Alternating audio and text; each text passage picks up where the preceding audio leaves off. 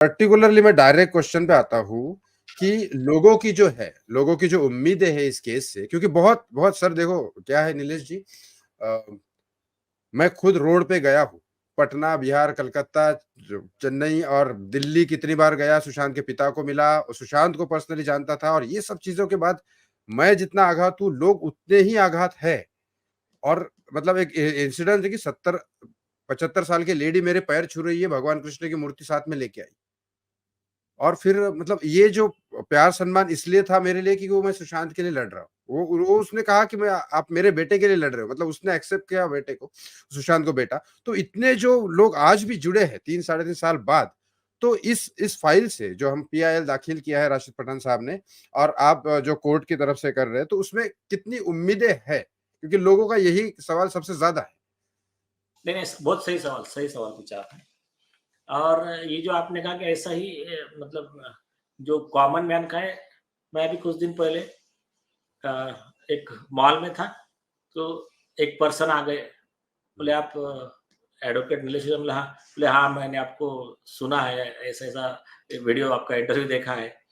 फिर एक माताजी आ गई। तो ये सब लोग बोले देखिए हम तो ऐसा समझ रहे हैं कि हमारा ही बेटा गया है और उसके न्याय के लिए हम आस लगाकर बैठे। तो जो आपने कहा वो सब तरफ वही भावना है समाज में।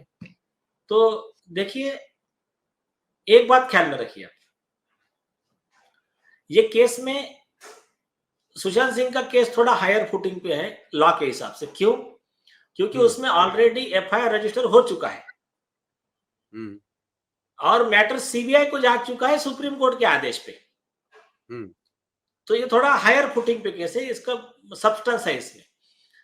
दूसरा दूसरा इसका प्लस पॉइंट क्या है कि भले ही उन्होंने शुरू में सेक्शन 306 लगाया, पहले एफआईआर जो रजिस्टर हुआ वो अबेटमेंट टू जी, सुसाइड का उनके माता पिता ने दिया था, जी, लेकिन सीबीआई जब चाहे तब इसमें 302 और कितने 50 सेक्शन लगा सकती है, उसको एग्री, कोई रोक नहीं है।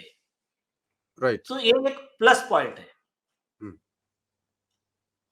अब लेकिन ले ये जो केस आप जो कर रहे हैं राशिद पठान साहब जो, क्योंकि सीबीआई तो सर साढ़े 3 मतलब सवा 3 साल पहले आ चुके थे 19 अगस्त 2020 में।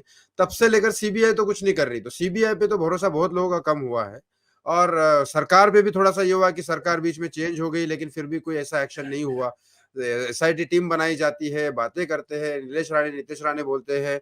वो सब ठीक है, अच्छी बात है। मैं तो बोलता हूँ उनको अच्छा ही है, लेकिन उम्मीदें लोगों की जो है वो कहीं न कहीं ये है कि अब ये नई-नई चीज़ें आ रही है, इससे उम्मीद कितनी है? परसेंटेज लोगों को जानना है कि हाँ, मिलेगा, कि क्या परसेंटेज है, कि क्या चांसेस है, कि क्या, क्योंकि ये तो पता लग गया लोगों को कि आदित्य ठाकरे अगर इनोसेंट ही होते तो फिर वहाँ जाने की ज़रूरत ही क्या थी कोर्ट में?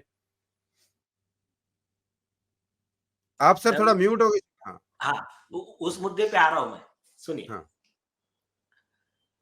तो देखिए, वो केस में फाउंडेशन स्ट्रांग है।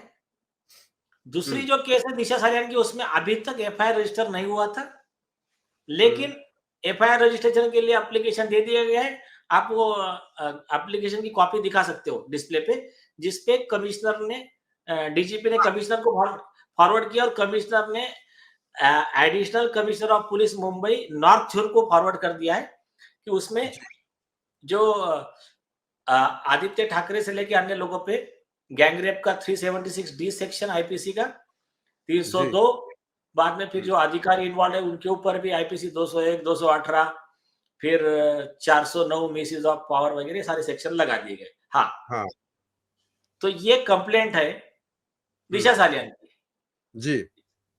इसमें सुशांत का भी और एक है। है, सुशांत का अलग से है, वो बाद में लेते हैं। हाँ, सुनिए मैं बता दूं, जब मैं शॉर्ट में बता रहा हूँ, पहले आपका सवाल कंप्लीट कर देता हूं मैं। जी, जी, अब देखिए, अगर आप कॉमन मैन का यही ग्रीवेंस है कि सीबीआई कुछ नहीं कर रही है और सरकार बदलने के बाद भी ये सरकार ने सिर्फ एसआईटी बनाया और आज तक उसमें कुछ नहीं किया। एसआईटी बन के 11 महीने हो गए, हुँ, तो इन्होंने नहीं किया, इसीलिए हम हाई कोर्ट में आए हैं।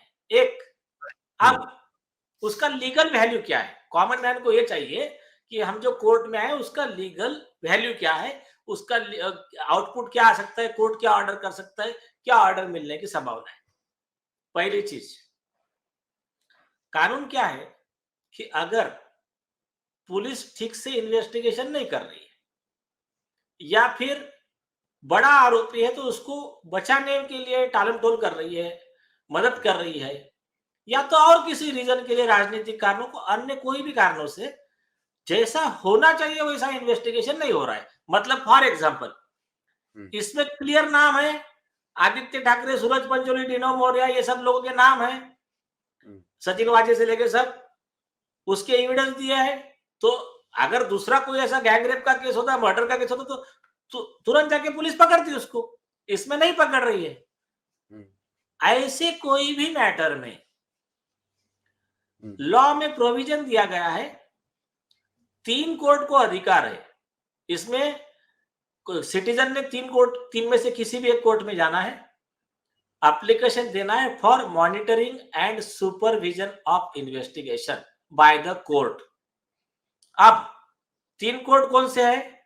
एक, अगर फॉर एग्जांपल इसमें पुलिस का केस है, ये वाला दिशा सालियान का, तो उसके लिए जा सकता है आदमी मजिस्ट्रेट कोर्ट में, जिस कोर्ट में इसका ट्रायल, समझो सेशन कोर्ट है, तो ट्रायल कोर्ट के जज के पास में हो जाएगा, 156(3) ऑफ सीआरपीसी सेक्शन है, उसके तहत अर्जी देगा, तो उसमें केस लॉ है सुप्रीम कोर्ट का, साकरी वसु का, बाद में फिर यशवंत ढगे का भी एक जजमेंट है कि उसमें फिर वो जो ट्रायल कोर्ट है, मजिस्ट्रेट है, सेशन कोर्ट है, तो उसको अधिकार है कि वो डायरेक्शन देगा कि आप स्टेटस रिपोर्ट सबमिट करो, या तो वो इन्वेस्टिगेशन ऑफिसर चेंज करने का ऑर्डर कमिश्नर या कमिश्नर को देगा, एसपी को, जनरल लेवल पे एसपी। आपने एक मराठी चैनल पे इंटरव्यू दिया था, लोग मराठी नहीं समझते इसलिए मैं, बहुत लोग हिंदी वाले हैं हमारे पास, कुछ लोग हैं, तो सर वो पहले तो मेरे को उस चैनल्स के बाद में आपने बताया कि आदित्य ठाकरे इस बारे में बात ही क्यों नहीं करते कि वो फोन लोकेशंस के बारे में,